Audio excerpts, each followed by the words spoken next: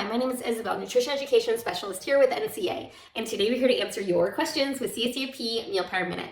Today's question is, what are healthy cooking methods that can be used in the CACFP? Well, I'm glad you asked. Some healthy cooking methods that can be used in the CACFP are roasting, baking, and broiling. These are typically performed using an oven at high heat. Sauteing, pan frying, and stir frying are accessible cooking methods when only a small amount of hot oil is used over medium or high heat.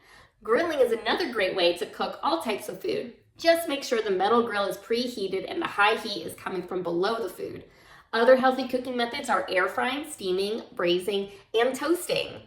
Check out our free resource on our website at cacfp.org called Healthy Cooking Methods to help you remember this important information. All right, there's your tips. See you next time at CACFP Meal Prep Minute.